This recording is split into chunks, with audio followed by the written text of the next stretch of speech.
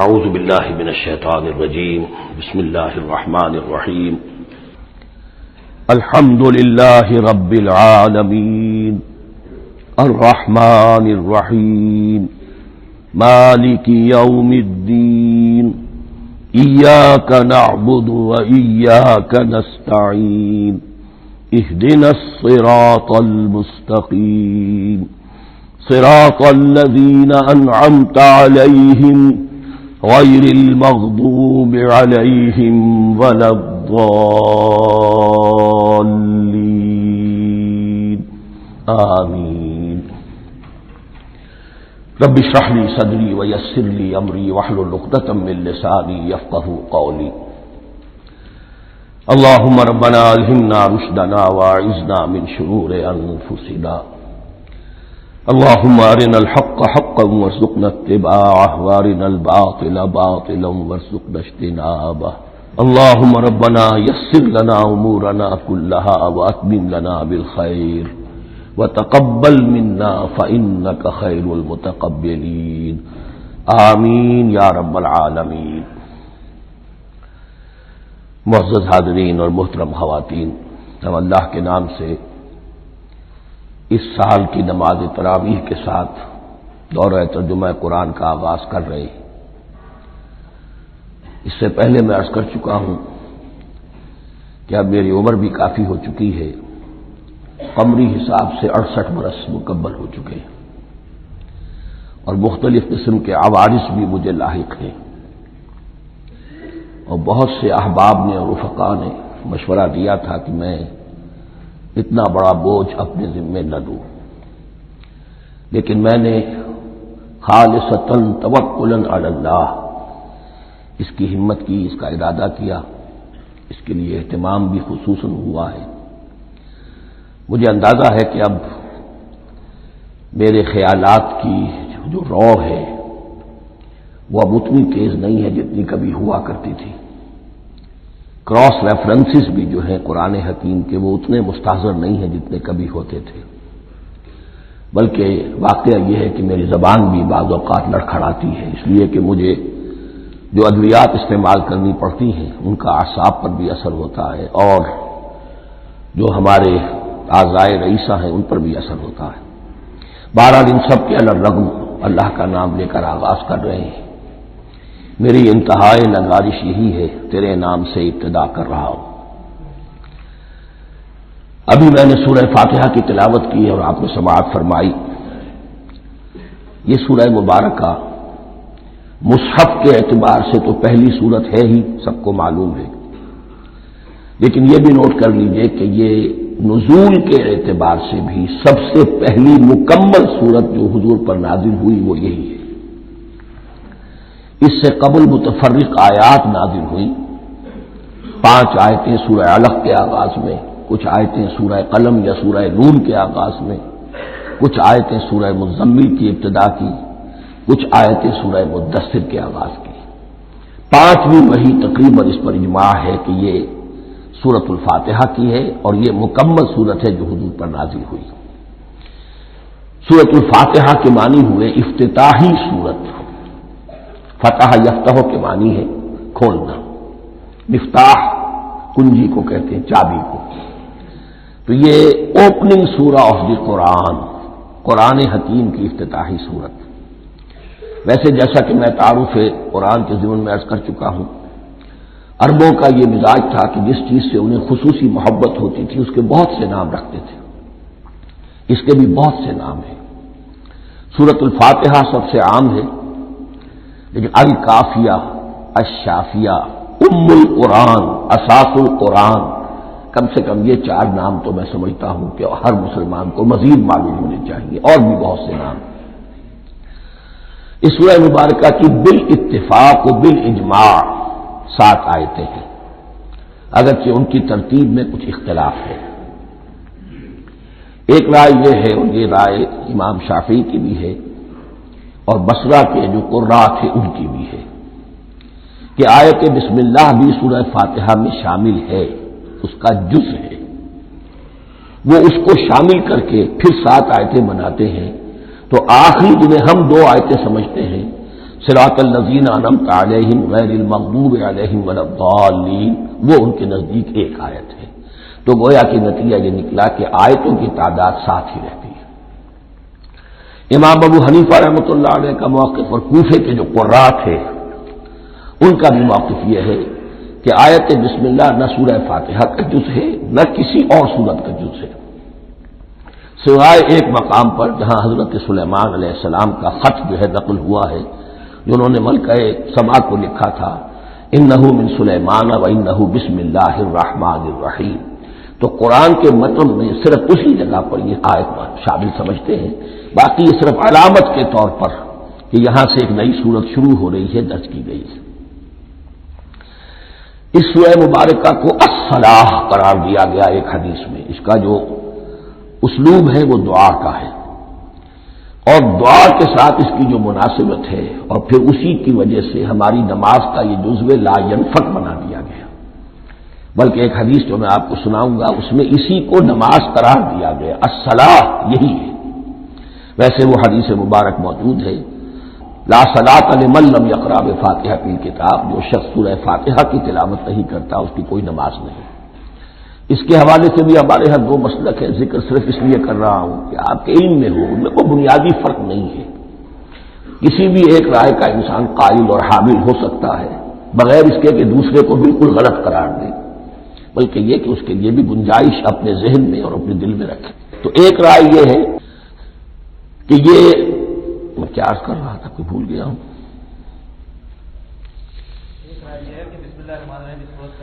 جی، اور دوسری آیت یہ ہے کہ اس کا حصہ نہیں ہے۔ اسی اعتبار سے یہ کہ یہ سورہ مبارکہ نماز میں پڑھی جانی ضروری ہے، لا صلاۃ لمن لم یقرأ بفاتحۃ الکتاب۔ البتہ یہ اختلاف ہے، یہ بات جو میں ذکر کر رہا تھا جو ذہن سے نکل گئی، کہ آیا مقتدی جو ہے امام کے پیچھے کھڑا ہو کر جب نماز پڑھ رہا ہو تو کیا اس صورت میں بھی اس کے لیے لازم ہے کہ سورہ فاتحہ پڑھیں؟ اس میں دو رائے ہو گئی، بلکہ تین۔ ایک رائے انتہائی ہے اور وہ فقہ حنفی کی طرف منسوب ہے کہ اگر آپ امام کے پیچھے مقتدی کی حیثیت سے نماز پڑھ رہے تو کسی بھی رکعت میں آپ سورہ فاتحہ نہیں پڑھیں گے۔ ایک دوسری بالکل برعکس رائے ہے، وہ امام شافعی رحمۃ اللہ علیہ کی ہے کہ ہر حالت میں چاہے امام جہری رکعت پڑھا رہا ہو جس میں وہ بلند آواز سے سورہ فاتحہ پڑھ رہا ہو اور چاہے وہ سری رکعت ہو، ہر حالت میں مقتدی کو بھی پڑھنی ہے۔ ایک تیسری رائے بین بین ہے، وہ امام مالک کی ہے رحمۃ اللہ علیہ، کہ جو سری رکعت ہے جس میں کہ امام بھی خاموشی سے پڑھ رہا ہے مقتدیوں کو بھی پڑھنی چاہیے، جو جہری رکعت ہے جس میں کہ امام بلند آواز سے پڑھ رہا ہے اس میں مقتدیوں کو خاموش رہ کر پوری توجہ جو ہے سننے پر صرف کر دینی چاہیے۔ اذا قرئ القرآن فاستمعوا له وانصتوا، جب قرآن پڑھا جا رہا ہو تو پوری توجہ اس کے پڑھنے پر مرکوز کر دو اور خود خاموش رہو۔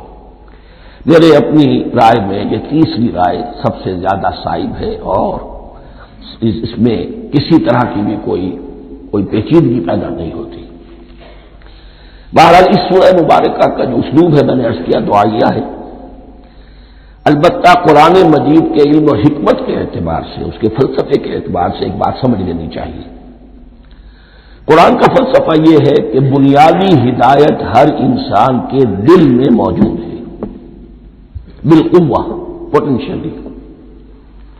یہ جو قرآن مجید یا اللہ کی کتابیں نازل ہوتی ہیں یہ انہیں ایکٹیویٹ کرتی ہیں، وہ اندر کی جو ڈورمنٹ کانشسنس ہے، خوابیدہ شعور جو ہے اسے بیدار کر کے اور پھر یہ کہ اسے اجاگر کرتی ہیں۔ ہر سلیم الفطرت انسان اور سلیم العقل انسان، دو سلامتی شرط ہیں، سلیم الفطرت، نیچر پرورٹڈ نہ ہو، فطرت مسخ نہ ہو گئی ہو، عقل سلیم ہو۔ ان دونوں چیزوں کا نتیجہ یہ نکلتا ہے کہ وہ انسان از خود بغیر کسی وحی کی رہنمائی کے، بغیر کسی نبی کی تعلیم کے سے استفادہ کیے ہوئے از خود بھی کچھ حقائق تک پہنچ جاتا ہے۔ اور وہ حقائق کیا ہے؟ نمبر ایک یہ کہ اس کائنات کا ایک خالق ہے، وہ ایک ہے اور وہ تمام صفات کمال سے متصف ہے۔ نمبر دو یہ کہ انسان کی زندگی صرف یہ زندگی نہیں ہے، بلکہ ایک اور زندگی ہے کہ جس میں اس زندگی کے اعمال کے نتائج برآمد ہوں گے۔ یہ دو باتیں، اس کی زیادہ وضاحت کے ساتھ جو ہے اس کا تذکرہ آئے گا سورہ لقمان میں، جہاں حضرت لقمان کی شخصیت کا تذکرہ ہے۔ لیکن یہاں صرف یہ بات سمجھ لیجئے کہ قرآن کا فلسفہ یہ ہے کہ ہر انسان میں، ہر فرد نوع بشر میں جو اپنی ولادت کے وقت مسلم ہوتا ہے، حضور کی حدیث ہے کل مولود یولد علی الفطرہ ابواہ یحودانہ او ینصرانہ او یمجسانہ، ہر بچہ نوع انسانی کا فطرت اسلام پر پیدا ہوتا ہے، وہ فطرت کے اندر وہ ہدایت ودیت ہے۔ اب اگر وہ فطرت بس نہیں ہوئی اور عقل جو ہے وہ صحیح رخ پر کام کر رہی ہے تو ان دو حقائق تک وہ انسان خود پہنچ جائے گا۔ لیکن ان دونوں حقائق تک پہنچنے کے بعد اب وہ دست بستہ دعا کرے گا کہ اے رب اب مزید ہدایت تو مجھے عطا فرما۔ ایک تو یہ کہ میں کیا کروں کیا نہ کروں، میری عقل اس میں ٹھوکر کھا سکتی ہے، میں کسی اچھی چیز کو بری سمجھ سکتا ہوں، کسی بری کو اچھی سمجھ سکتا ہوں، تو مجھے صحیح راستہ، صحیح راہ ہدایت پر چلا۔ یہ دعا ہے جو انسان کرتا ہے جبکہ وہ ایمان باللہ اور ایمان بالآخرہ تک خود پہنچ چکا ہوتا ہے، اور یہ سمجھتا ہے کہ صحیح زندگی کا رخ یہی ہے کہ جس رب کو میں نے پہچانا ہے کہ وہ اس کائنات کا خالق ہے اور مالک ہے اور رب ہے، میں اس کی بندگی کروں، اس کی اطاعت کروں، اس کا حکم مانوں، اس کے راستے پر چلوں۔ لیکن وہ راستہ کون سا ہے؟ اس کے لیے پھر دست بدعا ہوتا ہے کہ پروردگار تو میری رہنمائی فرما۔ یہ مقام ہے کہ جہاں آپ سمجھ لیجئے اپنے آپ کو بھی آج اس جگہ پر تصور کرتے ہوئے پھر اس سورہ مبارکہ کو پڑھیے کہ آپ اس مقام پر اللہ کے فضل و کرم سے پہنچ چکے ہیں کہ اللہ کو آپ نے پہچان لیا اور اس کی توحید کو جان لیا، اس کی جملہ صفات کمال سے آپ واقف ہو گئے۔ آپ یہ بھی جان گئے کہ بڑھ کر اس کے حضور میں حاضر ہونا ہے اور وہ حساب کتاب لے گا۔ پھر آپ نے یہ عہد بھی کر لیا کہ اب زندگی گزارنی ہے اس رب کی بندگی میں، اسی کی فرما برداری میں۔ اب یہاں کھڑے ہو کر آپ پوچھتے ہیں کہ اللہ مجھے وہ تفصیلی ہدایت عطا فرما، ایسا نہ ہو کہ کبھی میں کسی راستے پر چلتا ہوا کسی پگڈنڈی پر مڑ جاؤں اور وہ تھوڑی سی جو ڈیویشن ہو میرے راستے کی وہ میری عاقبت کو برباد کر دے۔ یک لحظہ غافل گشتم و صد سال راہم دور شد، اس لیے کہ ہوتا یہی ہے سیدھے راستے سے ذرا سی کوئی پگڈنڈی جو ہے تھوڑے سے اینگل پر نکلی ہے، لیکن جب چلتے جائیں گے آپ تو جتنے آگے بڑھیں گے اس پر، اس راہ صراط مستقیم سے آپ اتنے ہی زیادہ دور ہوتے چلے جائیں گے۔ یہ ہے قرآن مجید کے حکمت اور فلسفے کے اعتبار سے اس سورہ مبارکہ کا مقام۔ اب آئیے ہم بسم اللہ کرتے ہیں۔ بسم اللہ الرحمن الرحیم، شروع کرتا ہوں میں اللہ کے نام سے جو رحمان اور رحیم ہے۔ اس پر کچھ گفتگو ہو چکی ہے تعارف قرآن کے ضمن میں کہ رحمان اور رحیم دو نام ہیں کہ جو رحمت کے مادے سے نکلتے ہیں۔ رحمان میں اللہ تعالی کی رحمت کا جوش، ہیجانی کیفیت، طوفانی کیفیت، اور رحیم میں اللہ تعالی کی رحمت کا دوام اور تسلسل۔ یہ دونوں کیفیات اللہ کی رحمت میں بیک وقت موجود ہیں، جس کا ہم تصور نہیں کر سکتے۔ ہم سمندر کو دیکھتے ہیں متلاطم سمندر ہے، اس میں ہیجان ہے، طوفان ہے۔ دریا کو دیکھتے ہیں کہ وہ سکون کے ساتھ چل رہا ہے، خاموشی سے چل رہا ہے، بہہ رہا ہے، وہ تسلسل کے ساتھ بہہ رہا ہے۔ ہم ان دونوں کیفیات کو علیحدہ علیحدہ دیکھتے ہیں تو ہمارا ذہن ان دونوں کو بیک وقت اس کا تصور نہیں کر سکتا، تخیل ممکن نہیں۔ لیکن اللہ کی رحمت کی یہ دونوں شانیں مستقلاً ہر وقت موجود ہیں بیک وقت، اسی لیے ان دونوں کے درمیان کہیں حرف عطف نہیں آئے گا۔ بسم اللہ الرحمن الرحیم، الحمد للہ رب العالمین، کل حمد، اور حمد کو ذہن میں رکھ لیجئے، حمد مساوی ہے تعریف جمع شکر۔ عام طور پر ترجموں میں ایک لفظ لایا جاتا ہے، کل تعریف اللہ کے لیے، یہ کافی نہیں ہے۔ تعریف آپ کسی شے کی کر سکتے ہیں جس میں کوئی حسن ہے، خوبی ہے، کسی بھی اعتبار سے، ہاں آپ کو اس کے حسن و خوبی سے کوئی فائدہ حاصل نہیں ہو رہا۔ ایک پھول ہے، بہت خوبصورت ہے، بس ٹھیک ہے، خوبصورت ہے، آپ نے کہا تعریف کر دی۔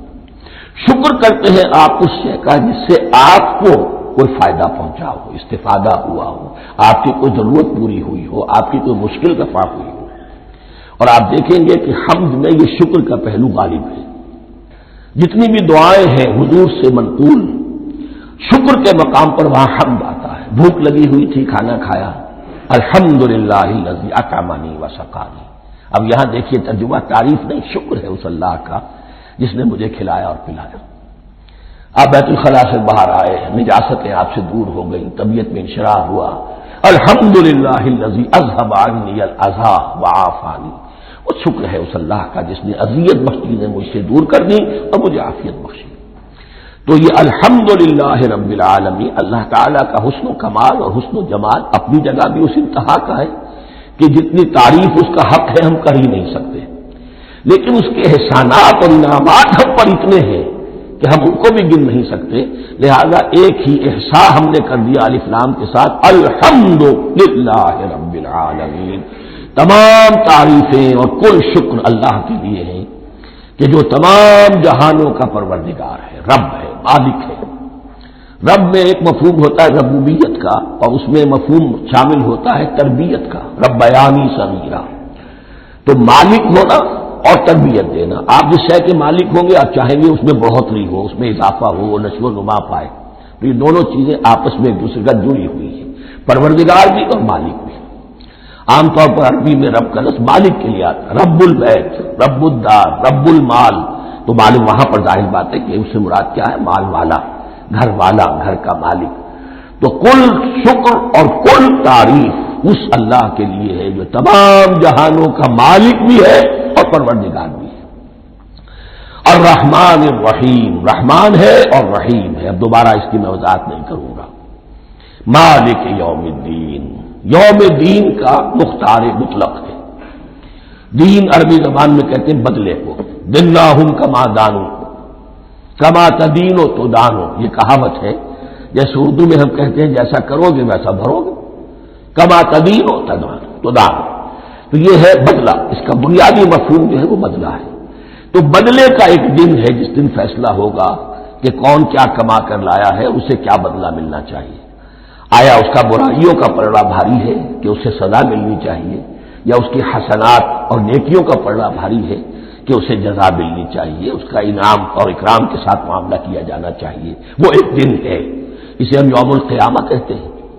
اور لیکن اصل بات جو یہاں کہی گئی، یعنی ایک جملے میں تین باتوں کا اعتراف ہو رہا ہے۔ بعث بعد الموت، ایک دن آئے گا کہ ہم مرنے کے بعد تمام انسان اٹھا لیے جائیں گے، پھر حساب و کتاب، پھر اللہ کے ہاں حاضری ہوگی اور حساب کتاب ہوگا۔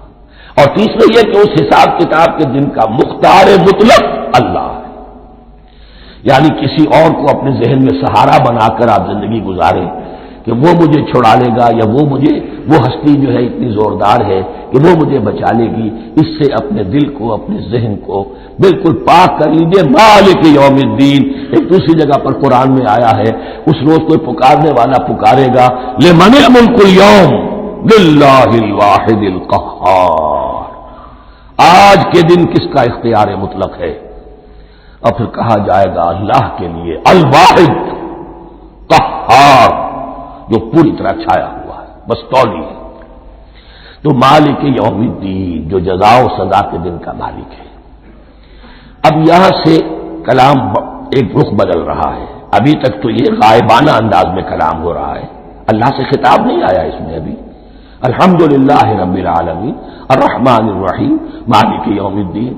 اب خطاب ایاک نعبد و ایاک نستعین، ہم صرف تیری ہی بندگی کرتے ہیں اور کریں گے، اور ہم صرف تجھ ہی سے مدد مانگتے ہیں اور مانگیں گے۔ یہ ترجمہ میں کیوں کر رہا ہوں کہ یہ فعل مضارع ہے۔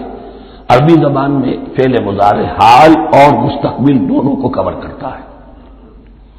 ایاک کا جو ہے مفعول فاعلی جو ہے، مفعول جو ہے اس میں ضمیر مفعولی، اسے پہلے لا کر حشر کا مضمون پیدا ہو گیا۔ ہم تیری بندگی کرتے ہیں نہیں، ہم تیری ہی بندگی کرتے ہیں اور کریں گے۔ حال میں ترجمہ کیجئے تو یہ اظہار حال ہے، اور مستقبل میں ترجمہ کیجئے تو یہ عہد ہے، قول و قرار ہے، بہت بڑا معاہدہ ہے۔ وَإِيَّاكَ نَسْتَعِينُ، اور صرف تجھی سے مدد مانگتے ہیں اور مانگیں گے۔ اس میں بھی حال کا ترجمہ اظہار حال، اللہ کرے کہ واقعی ہمارا حال وہی ہو، جب ہم یہ الفاظ کہتے ہیں تو واقعتاً ہم اس پر پورے اتر رہے ہوں کہ اسی کی بندگی کر رہے ہوں اور اسی سے ساری استعانت اور استمداد کر رہے ہیں۔ جہاں تک مستقبل کا تعلق ہے وہ پھر ایک عہد ہے، اہدنا الصراط المستقیم، یہ مقام وہ آ گیا کہ یہاں تک تو اے پروردگار ہم پہنچ گئے تیرے فضل سے، تیرے کرم سے، فطرت سلیمہ بھی تیری عطا کردہ تھی، عقل سلیم بھی تیری ودیت کردہ تھی، ان دونوں کی روشنی سے ہم یہاں تک تو پہنچ گئے۔ اب ہماری جو ضرورت ہے، احتیاج ہے، وہ کیا ہے؟ اہدنا الصراط المستقیم، ہدایت بخش ہمیں سیدھے راستے کی۔ یہاں دو باتیں سمجھ لیجئے، انفرادی سطح پر انسان کے لیے نہ معلوم کتنے مرحلے آتے ہیں ہر روز کہ جس میں وہ ایک ٹھٹک کر کھڑا ہو جاتا ہے، یہ کروں یا یہ کروں، دو آلٹرنیٹو سامنے آ رہے ہیں، فیصلہ کرنا مشکل ہو رہا ہے، قدم قدم پر ہدایت کی ضرورت ہے۔ اور اجتماعی طور پر نوع انسانی تین بڑے بڑے تمدنی مسائل میں واقعہ یہ ہے کہ تسلیم کر لیا جانا چاہیے کہ عقل انسانی اس کو راستہ نہیں دکھا سکتی۔ عام معاشرتی سطح پر مرد اور عورت کے درمیان حقوق اور اختیارات کا کیا توازن ہو، ناممکن ہے، انسان طے نہیں کر سکتا۔ انسان یا مرد ہے یا عورت ہے، عورت سوچے گی اپنے جذبات کا، اپنے خیالات کا لحاظ رکھے گی، مرد کے جذبات و احساسات کا اس کا کوئی تصور ہی ممکن نہیں۔ مرد سوچے گا اسے اپنے احساسات معلوم ہے، لیکن یہ کہ عورت کے احساسات سے وہ نابلد ہے، ان کو محسوس کر ہی نہیں سکتا، لا محالہ وہ اپنے بارے میں وہ جو بھی نظام بنائے گا اس میں وہ اپنی بالادستی رکھے گا۔ وہ تو ایک ہی ہستی ہو سکتی ہے کہ جو دونوں کی خالق ہے، مرد کی بھی عورت کی بھی، اور اس کو دونوں سے محبت ہے، دونوں کا خیر خواہ ہے، دونوں کا رب ہے، دونوں کو پروان چڑھانا چاہتا ہے۔ اسی طرح فن اور معاشرہ یا ریاست، حکومت اور ریاست ہمیشہ یہ چاہتی ہے کہ سارے اختیارات ہمارے ہاتھ میں آ جائیں، ٹوٹلیٹیرین سوسائٹی ہو، بس ہم حکم دیں اور لوگ اس پر چلیں۔ افراد یہ چاہتے نہیں، ہمیں آزادی ہونی چاہیے۔ اب آپ دیکھیے کہ دنیا میں کتنے جھگڑے چلتے ہیں اسی پر، فریڈم فریڈم فریڈم۔ وہ فریڈم واقعتاً اپنی جگہ پر ایک شے ہے، افراد کی آزادی ہونی چاہیے، لیکن افراد کی آزادی اتنی نہ ہو جائے کہ وہ مادر پدر آزاد ہو جائے، کوئی قانون، کوئی قاعدہ، کوئی اخلاقی کوئی حدود و قیود جو ہے ان کا پابند نہ رہے۔ تو اب کہاں ہے وہ نقطۂ اعتدال کہ جس میں انسان کی انفرادی آزادی، انفرادی اختیار اور ادھر اجتماعی مصلحتیں جو ہیں ان کو بیلنس کیا جا سکے؟ انسان طے نہیں کر سکتا، صرف اللہ ہی اس کے لیے نظام دے سکتا ہے۔ تیسرا مسئلہ ہے سرمایہ اور محنت، اس میں کیا توازن ہو؟ سرمایہ اور محنت دونوں مل کر کچھ بنا رہے ہیں، کچھ پروڈیوس کر رہے ہیں۔ اب اس میں نفع جو ہوا ہے اس میں سرمایہ کا کتنا حصہ ہونا چاہیے اور لیبر کا کتنا ہونا چاہیے، کون طے کر سکتا ہے؟ اس کے لیے بھی کہ ایسا نہ ہو کہ سرمایہ داری جو ہے آکاش بیل بن کر پورے معاشرے پر چھا جائے اور غریب بیچارہ، مزدور بیچارہ، کاشتکار بیچارہ وہ گویا کہ چکی کے دو پارٹوں میں پس کر رہ جائے، اس کی کوئی حیثیت نہ رہ جائے۔ لیکن یہ کہ دوسری طرف اگر یہ کہ مزدور کا جو حق ہے اس سے زیادہ اس کو دے دیا جائے تو سرمایہ جو ہے وہ سکڑ جائے گا، شائی ہو جائے گا، وہ پھر میدان میں نہیں آئے گا۔ کیا کیا جائے؟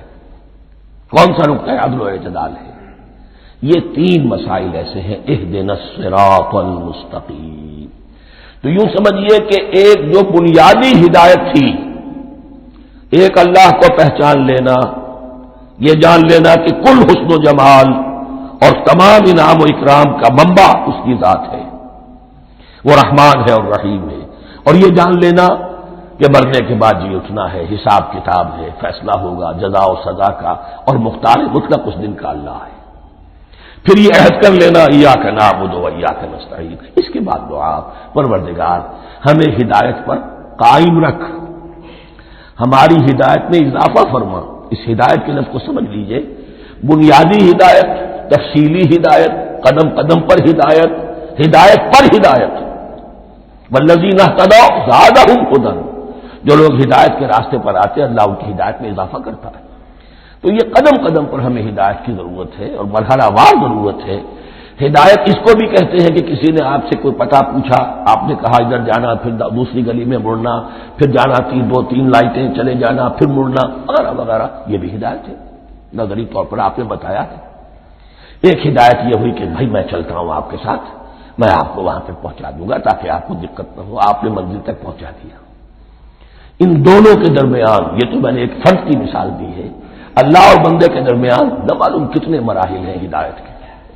تو کسی وقت بھی انسان اپنے آپ کو ہدایت خداوندی سے مستغنا نہیں سمجھ سکتا، اور نہیں تو پروردگار جو ہدایت دی ہے اس کو ہدایت پر قائم رکھ۔ کیا پتا شیطان کا کوئی حملہ، کیا پتا ہمارے نفس کی کوئی شرارت کسی ایسے رخ پر ہمیں ڈال دے کہ اب تک کی ساری کمائی بھی ضائع ہو جائے۔ لہذا یہ نہ سمجھیے کہ جب یہ ساری چیزیں ان کو معلوم تھی، ان چیزوں کا تو اقرار کر رہے تو اب ہدایت کون سی مانگ رہے؟ تو ہدایت کا تو بڑا میدان کھلا ہوا ہے، اور اس ہدایت کی وہ جو میں نے آخری شکل آپ کو بتائی ہے کہ منزل مقصود تک پہنچا دے، یہ ہدایت بھی قرآن مجید میں اس معنی میں بھی لفظ آیا ہے کہ اہل جنت جب جنت میں داخل ہوں گے تو جو ترانہ حمد ان کی زبان پر اس وقت ہوگا وہ کیا ہے؟ الحمدللہ الذی ہدانا لہذا وما کنا لنہتدی لولا ان ہدانا اللہ۔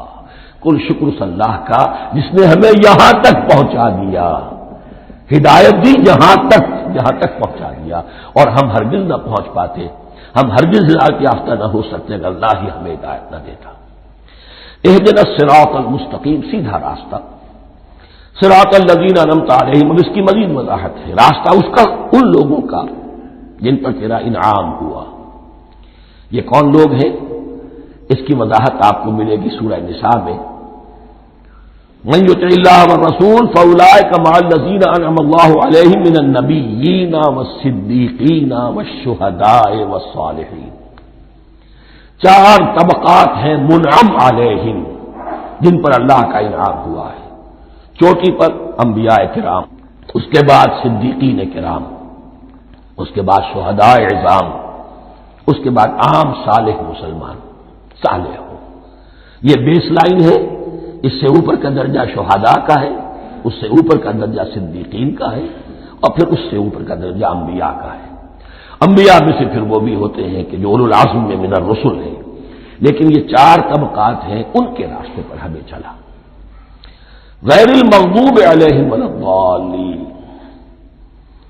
جو مغضوب علیہم نہیں ہوئے، جن پر تیرا غضب نہیں ہوا، اور غضب ہوتا ہے ان پر کہ جو ہدایت کے واضح ہونے کے بعد ہدایت کو ترک کر دیں، وہ ہے مغضوب علیہم۔ جنہیں ہدایت مل گئی ہو، ہدایت کو پہچان لیا ہو، پھر اپنی شرارت نفس کی وجہ سے، اپنی نفسانیت کی وجہ سے، اپنے تکبر کی وجہ سے، اپنے حسد کی وجہ سے وہ اس حق کو رد کر دے، اس کو ترک کر دے، ان پر اللہ کا غضب آتا ہے۔ اور اس میں اس کی بہت بڑی مثال تاریخ کے اعتبار سے یہودی ہے۔ اللہ نے انہیں ہدایت دی، کتابیں عطا کی، تورات، انجیل، زبور، سینکڑوں نبی ان میں مبعوث کیے، 1400 برس تک نبوت کا تار ٹوٹا ہی نہیں، مسلسل۔ ابتدا میں بھی 2 نبی، موسیٰ اور ہارون، اور اختتام پر بھی 2 نبی، عیسیٰ اور یحییٰ علیہ الصلاۃ والسلام، اور ان کے مابین کوئی لمحہ نہیں آیا ہے تاریخ بنی اسرائیل میں جبکہ کوئی نہ کوئی نبی موجود نہ ہو، لیکن انہوں نے اپنی شرارت نفس کی وجہ سے ہدایت تورات سے بھی منہ موڑا، اور پھر سب سے بڑی بات یہ کہ ہدایت محمدی سے، ہدایت قرآنی سے بھی صلی اللہ علیہ وسلم منہ موڑا، وہ ہے مغضوب علیہم ولا الضالین، اور نہ ہی گمراہ ہوئے۔ یہ لفظ جو آتا ہے عربی زبان میں گمراہ کا بھی ہے اور تلاش حق میں بھٹکنے والے کا بھی ہے۔ ایک وہ شخص ہے جس پر حق ابھی واضح نہیں ہوا، وہ تلاش میں ہے، اس کے لیے بھی ضال کا لفظ آئے گا۔ اسی طرح کوئی شخص کسی کے عشق اور محبت میں ایسا ہو جائے، دیوانہ ہو جائے، اس کو بھی ضال کہتے ہیں، یعنی اس کے اوپر جذبات کا اتنا غلبہ ہو گیا ہے کسی کی محبت اور عشق کی بنا پر۔ تو حضور کے لیے یہ لفظ آیا ہے وَوَجَدَكَ ضَالًّا فَهَدَىٰ، اور یہ تو سورۃ الضحیٰ ہے، اکثر بیشتر لوگوں کو یاد ہوگی۔ تو یہ جو ضلال کا لفظ ہے اس میں سمجھ لیجئے ضروری نہیں ہے کہ وہ گمراہ ہو، بلکہ وہ بھی کہ جو ابھی راہ ہدایت کی طلب میں اس کے حصول کے لیے اس کی تلاش میں کوشاں ہے، اور وہ بھی کہ جو کسی مغالطے کی وجہ سے حق سے منحرف ہو جائے۔ یہ بھی جان لیجئے کہ ایک ہے بدنیتی، تکبر، حسد، حق کو جان کر پہچان کر رد کر دینا یا چھوڑ دینا یا ترک کر دینا، ایک ہے کسی غلطی میں کسی جذبات کے اندر آ کر کسی غلم کے اندر مبتلا ہو کر اور حق سے منحرف ہو جانا۔ اس کی جو سب سے بڑی مثال ہے وہ نصارہ ہے، عیسائی ہے۔ حضرت مسیح کو انہوں نے مانا لیکن غلم کیا، یہ لفظ آئے گا آگے، لا تغلوا فی دینکم، اپنے دین میں غلم نہ کرو۔ جیسے ہمارے ہاں بھی بعض لوگ ہیں جو حضور صلی اللہ علیہ وسلم کی تعریف میں، حضور صلی اللہ علیہ وسلم کے ساتھ اپنی محبت کے اظہار میں غلم کر جاتے ہیں۔ یہ انتہا درجے کو ہو گیا تھا حضرت مسیح علیہ السلام کے ماننے والوں میں، اور اس کی بنا پر انہوں نے تثلیث کا عقیدہ ایجاد کر لیا اور حضرت مسیح علیہ السلام کو اللہ کا بیٹا بنا دیا۔ تو اس کی سب سے بڑی مثال ضالین کی اس اعتبار سے کہ ہدایت پانے کے بعد کسی بدنیتی سے نہیں بلکہ کسی اچھے جذبے میں غلو کی وجہ سے، رسول سے محبت کرنا تو اچھا جذبہ ہے لیکن یہ محبت بھی ایک حد میں رہنی چاہیے، غلو کرے گی تو ظاہر بات ہے کہ اس کے بعد وہ گمراہی کی طرف لے جائے گی۔ یہ ہے اس سورہ مبارکہ کا ترجمہ، اور اس کے بعد آخر میں آمین کہنا یہ مسنون بھی ہے، کہنا چاہیے۔ البتہ اختلاف یہاں بھی صرف اتنا ہے کہ نماز میں جب آپ امام کے ساتھ ہیں، وہ اگر جہری قرات کر رہا ہے تو آیا اس کے بعد آپ کو بھی بالجہر کہنا ہے آمین یا نہیں کہنا، یہ اختلاف ہے، ان میں کوئی فرق واقع نہیں ہوتا۔ یہ چیز متفق علیہ کہ کہنا ہے آمین، بلکہ یہ آمین تو یہودیوں میں ہے، یہ آمین جو ہے یہ عیسائیوں میں بھی ہے، ان کی بھی جو لارڈ پریئر ہے اس کے بعد آمین، وہ آمین کہتے ہیں، وہ فرق وہ لفظ ایک ہی ہے، اس لیے کہ عبرانی زبان اور عربی زبان یا تو ہم یہ کہہ سکتے ہیں کہ دونوں بہنیں ہیں، کوئی ایک مشترک زبان تھی ان کی ماں جس کی یہ دو بیٹیاں ہیں، اور یا یہ کہنا پڑے گا کہ عربی زبان کی ماں جو ہے وہ عبرانی زبان ہے۔ بہرحال بڑا قریبی رشتہ عربی کا اور عبرانی کا ہے، اس اعتبار سے وہ آمین۔ اب آپ کو معلوم ہے ہم السلام علیکم وہ کہتے ہیں، وہ سلام کہتے ہیں، فرق کیا ہے؟ وہ تو تلفظ کا فرق ہے۔ اسی طریقے سے اور بہت سے الفاظ ہیں، میں بعد میں بتا۔ اب میں اس سورہ مبارکہ کے بارے میں خاص حدیث آپ کو سنانا چاہتا ہوں، اور اسی سے در حقیقت جو امام ابو حنیفہ کا موقف ہے رحمۃ اللہ علیہ، اس کی حقانیت مزید مبرہن ہو جائے گی۔ یعنی کیا کہ آیت بسم اللہ سورہ فاتحہ کا جز نہیں ہے، سورہ فاتحہ الحمدللہ رب العالمین سے شروع ہوتی ہے۔ وہ میں آپ کو بتانا بھول گیا کہ جن کے نزدیک سورت کا جز ہے وہ پھر جہری قرات میں بسم اللہ الرحمن بھی بلند آواز سے کہیں گے، اور جن کے نزدیک سورہ فاتحہ کا جز نہیں ہے وہ نہیں کہیں گے، وہ الحمدللہ رب العالمین سے قرات کریں گے۔ تو کوئی فرق نہیں ہے بنیادی۔ یہ حدیث جو ہے یہ مسلم شریف میں ہے اور حدیث قدسی ہے، اس کے راوی حضرت ابو ہریرہ ہے رضی اللہ تعالی عنہ، اور اس حدیث نے اس صورت کے مضامین کا نہایت عمدہ تجزیہ کر دیا ہے۔ حدیث کے الفاظ سن لیجئے، قسمت الصلاۃ بینی و بین عبدی نصفین، اللہ تعالیٰ فرما رہے ہیں، حدیث قدسی ہے، میں نے نماز کو، صلاۃ کو اپنے اور اپنے بندے کے درمیان آدھا آدھا تقسیم کر لیا، فنصفھا لی ونصفھا لعبدی، اس کا نصف جو ہے وہ میرے لیے ہے اور نصف جو ہے وہ میرے بندے کے لیے ہے، ولعبدی ما سأل، اور جو میرے بندے نے مانگا میں اسے دوں گا، میرا وعدہ ہے یا میں نے اسے دیا۔ اس کے بعد اس کی تفصیل آتی ہے، اذا قال العبد، جب بندہ کہتا ہے الحمدللہ رب العالمین، قال اللہ حمدنی عبدی، جب بندہ کہتا ہے الحمدللہ رب العالمین، اللہ فرماتا ہے میرے بندے نے میری حمد کی۔ وَإِذَا قَالَ الرَّحْمَٰنِ الرَّحِيمِ قَالَ اللَّهُ اثْنَىٰ عَلَيَّ عَبْدِي، جب بندہ کہتا ہے الرحمن الرحیم، اللہ فرماتا ہے میرے بندے نے میری ثنا کی۔ وَإِذَا قَالَ مَالِكِ يَوْمِ الدِّينِ قَالَ اللَّهُ تَعَالَىٰ مَجَّدَنِي عَبْدِي، میرے بندے نے میری تمجید بیان کی، میری بزرگی بیان کی۔ اب یہ تین آیتیں ہو گئیں، تینوں میں اللہ کی حمد ہے، ثنا ہے، تمجید ہے، یہ تین آیتیں خالص اللہ کے لیے ہو گئی۔ اب چوتھی آیت آئی، ایاک نعبد و ایاک نستعین۔ اس کے بارے میں جب بندہ کہتا ہے اذا قال العبد ایاک نعبد و ایاک نستعین، قال اللہ تعالی ھذا ما بینی و بین عبدی ولعبدی ما سأل، یہ میرے اور میرے بندے کے درمیان ہے۔ یہ تو یوں سمجھیے یہ گرا لگ گئی ہے میرے اور میرے بندے کے مابین۔ اس نے مجھ سے قول و قرار کیا ہے، اس نے میری بندگی کا اعتراف کیا ہے، اس نے تسلیم کیا ہے کہ میری ہی بندگی کرتا ہے اور کرے گا، اور مجھ سے مدد چاہیے ہے۔ ھذا ما بینی و بین عبدی، یہ معاہدہ ہے، معاہدہ دو فریقوں کے مابین ہوتا، یہ میرے اور میرے بندے کے مابین ہے۔ بھلے عبدی ما سأل، اور میں نے اپنے بندے کو دیا جو اس نے مانگا، وہ میری مدد چاہتا ہے، میری مدد اس کے شامل حال رہے گی۔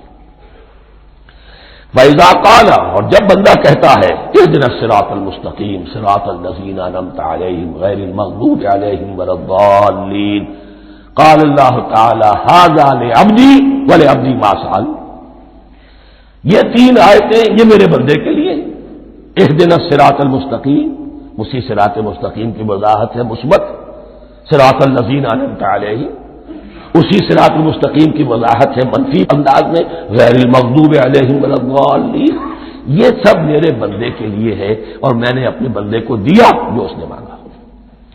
اس کو میں نے ایک مرتبہ یہ ترازو کی شکل میں اس کو لکھوایا تھا۔ دیکھیے یہ ایاک نعبد و ایاک نستعین، یہ ہے وہ ترازی کی وہ ڈنڈ، واو جو ہے ایاک نعبد و ایاک نستعین، واو جو ہے گویا کہ وہ مٹھ ہے جس سے کہ ترازو کو پکڑا جاتا ہے۔